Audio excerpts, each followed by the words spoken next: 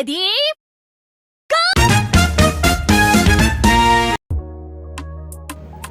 Assalamualaikum warahmatullahi wabarakatuh. Halo semuanya, pada kesempatan kali ini kami akan menjelaskan materi tentang ERP atau Enterprise Resource Planning. Sebelum kami menjelaskan materi tersebut, izinkan kami untuk memperkenalkan diri. Saya sendiri Wahyu Ramadhani, dan bersama rekan-rekan saya ada Dwi Ayu Lestari, Lydia Agustin, dan Resti Puji Safitri.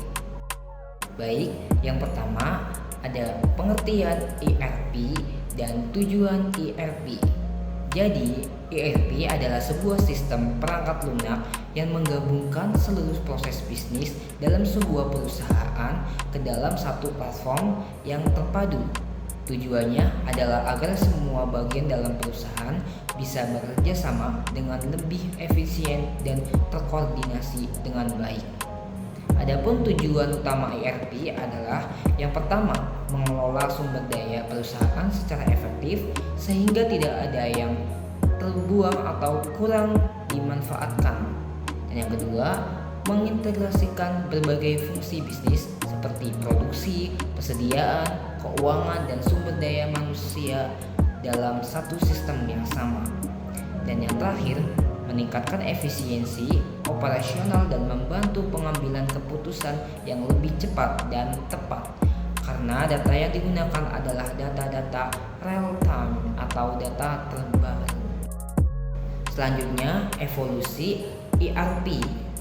Nah, sekarang mari kita lihat bagaimana ERP berkembang dari waktu ke waktu.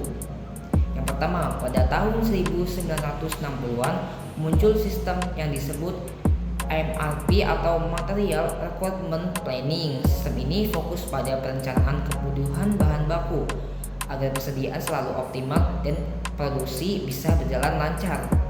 Lalu pada tahun 1980-an MRP berkembang menjadi MRP 2, yaitu Manufacturing Resource Planning. Sistem ini tidak hanya mengatur bahan baku, tapi juga mengintegrasikan proses manufaktur lainnya seperti perencanaan kapasitas, pengendalian rantai produksi, penjadwalan mesin, serta aspek keuangan dan sumber daya manusia. Selanjutnya pada tahun 1990-an MRP 2 berevolusi menjadi ERP yang kita kenal sekarang. ERP mengintegrasikan seluruh fungsi bisnis termasuk Customer Relationship Management atau CRM dan SDM, sumber daya manusia, keuangan, dan rantai pasok dalam satu platform terpadu. Mulai tahun 2000-an hingga sekarang ERP mulai berbasis cloud.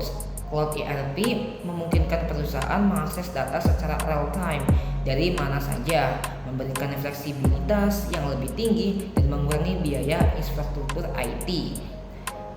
Nah, saat ini ERP semakin canggih dengan integrasi teknologi terbaru seperti Internet of Things, Artificial Intelligence, dan Machine Learning. Teknologi ini membantu analitik prediktif dan otomatisasi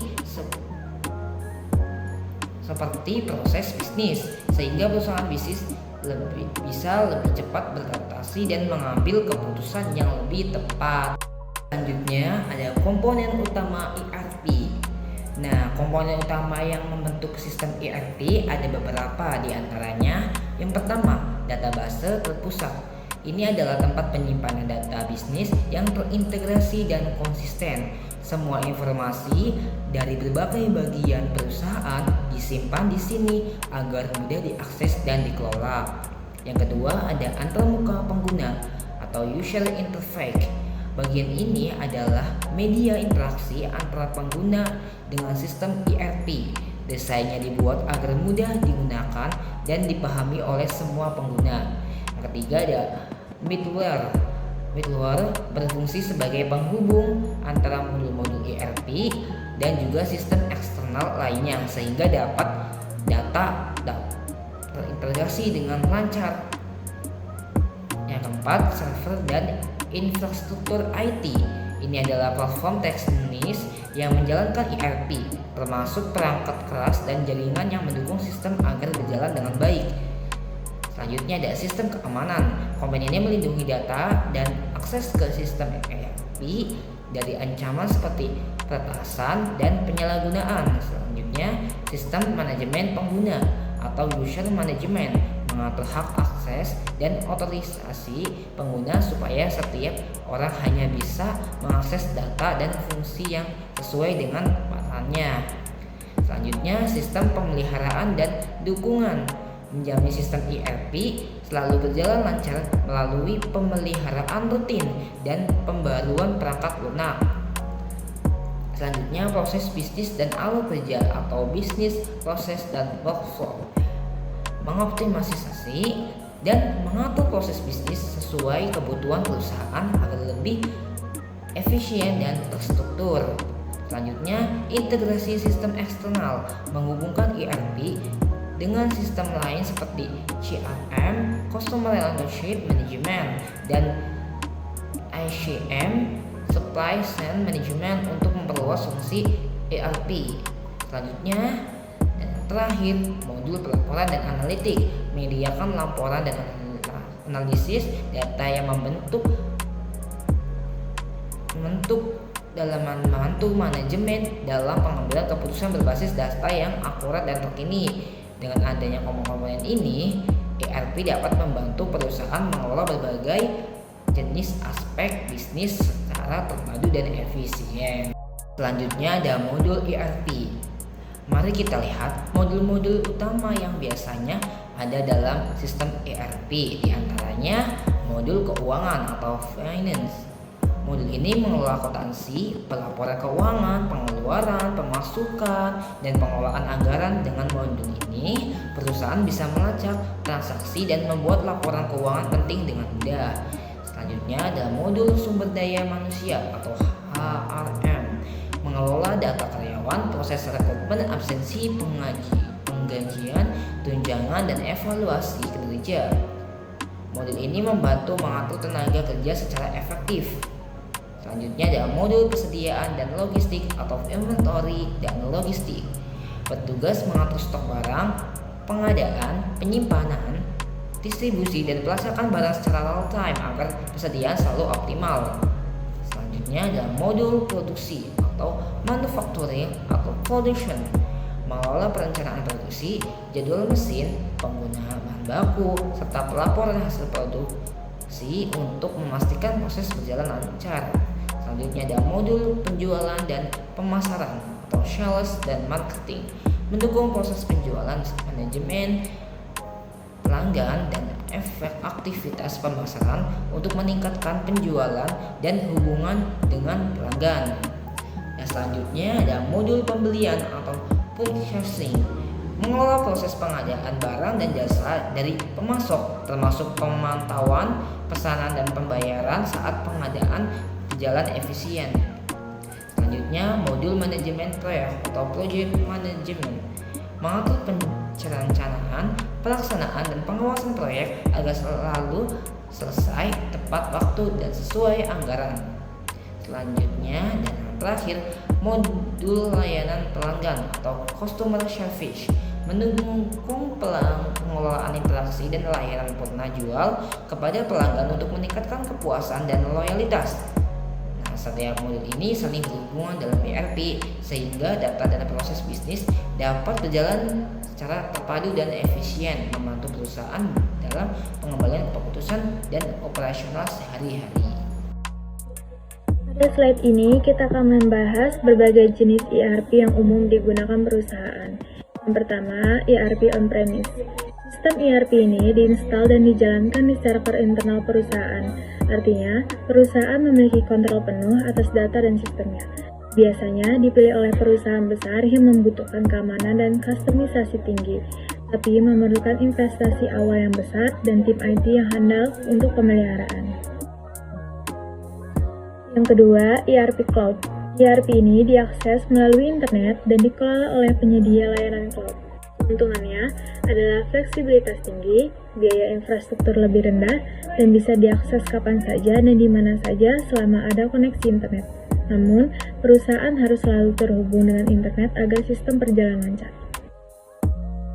Yang ketiga, ada ERP hybrid. Ini adalah gabungan antara ERP on-premise dan cloud.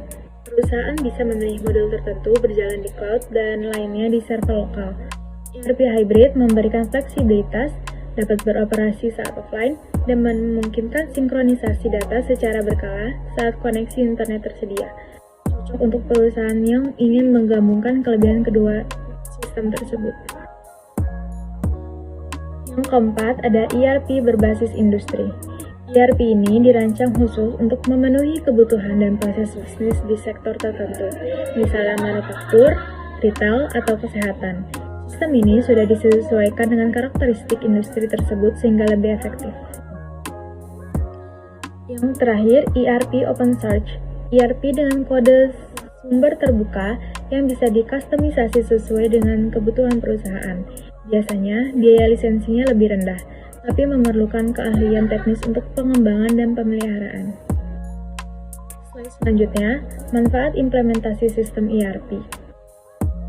Implementasi ERP membawa banyak manfaat bagi perusahaan, antara lain yang pertama, meningkatkan efisiensi operasional. Dengan otomatisasi proses bisnis, pekerjaan manual berkurang dan alur kerja menjadi lebih cepat.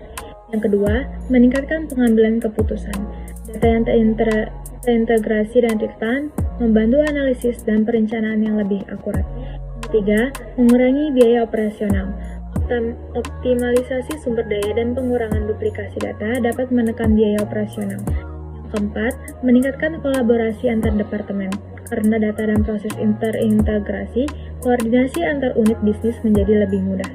Yang kelima, meningkatkan kepuasan pelanggan. Layanan yang lebih cepat dan responsif berkat integrasi data pelanggan dan proses bisnis. Yang keenam, skalabilitas dan pertumbuhan. ERP dapat berkembang mengikuti pertumbuhan perusahaan dan kebutuhan bisnis yang berubah. Yang terakhir, keamanan data yang lebih baik. Sistem keamanan dan kontrol akses melindungi data penting perusahaan dari ancaman. Selanjutnya, tantangan implementasi sistem ERP. Meski banyak manfaatnya, implementasi ERP juga menghadapi beberapa tantangan. Antara lain, yang pertama, biaya implementasi yang tinggi. Investasi awal yang besar dan risiko pembengkakan biaya selama proyek. Yang kedua, waktu implementasi yang panjang. Proyek ERP bisa memakan waktu berbulan-bulan hingga bertahun-tahun untuk selesai. Yang ketiga, resistensi terhadap perubahan. Karyawan mungkin menolak sistem dan proses baru karena mengganggu kebiasaan lama. Yang keempat, kompleksitas kustomisasi dan integrasi. Sulit menyesuaikan ERP dengan proses bisnis yang unik dan mengintegrasikan dengan sistem lama. Yang kelima, manajemen perubahan yang tidak efektif. Kurangnya komunikasi, pelatihan, dan keterlibatan pengguna dapat menyebabkan kegagalan adopsi. Yang keenam, masalah data migrasi. Kesalahan dan ketidaksesuaian data saat memindahkan data dari sistem lama ke ERP. Dan yang terakhir, keamanan dan perlindungan data. Perlu menjaga data perusahaan dari ancaman keamanan selama dan setelah implementasi. Tantangan implementasi sistem ERP. Meski banyak manfaatnya, implementasi ERP juga menghadapi berbagai tantangan, yaitu 1. Biaya implementasi yang tinggi. Investasi awal yang besar dan risiko pembekalan biaya selama proyek. 2. Waktu implementasi yang panjang. Proyek ERP bisa memakan waktu berbulan-bulan hingga bertahun-tahun untuk selesai. 3. Yaitu resistensi terhadap perubahan. Karyawan mungkin menolak sistem dan proses baru karena mengganggu kebiasaan lama. 4. Kompleksitas kustomisasi dan integrasi. Sulit menyesuaikan ERP dengan proses bisnis yang unik dan mengintegrasi dengan sistem lama. 5. Manajemen perubahan yang tidak efektif.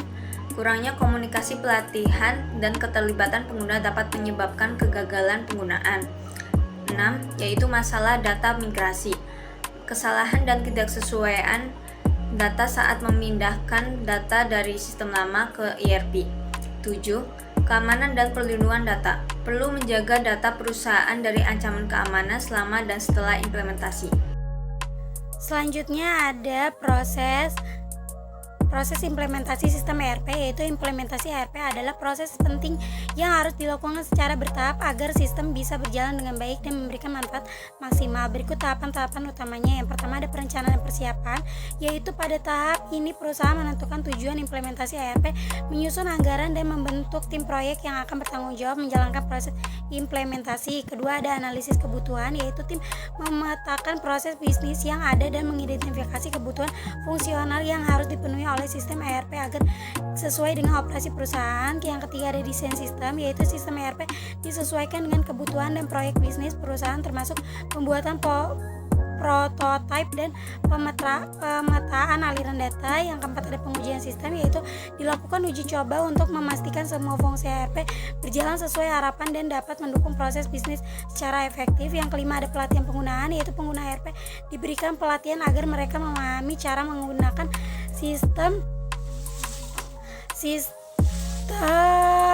dengan benar dan efisien. Yang keenam ada migrasi data, yaitu data dari sistem lama dipindahkan ke ERP baru secara akurat dan bersih agar tidak terjadi kesalahan saat penggunaan. Selanjutnya ada go live dan dukungan pasca implementasi, yaitu ERP mulai digunakan secara resmi dan tim teknis memberikan dukungan untuk mengatasi masalah yang muncul. Selanjutnya yang terakhir ada evaluasi dan pemeliharaan, yaitu kinerja sistem dipantau secara terus menerus dan dilakukan perbaikan atau pembaruan agar ERP tetap optimal. Tahapan ini penting untuk memastikan implementasi ERP berjalan lancar dan memberikan hasil yang diharapkan.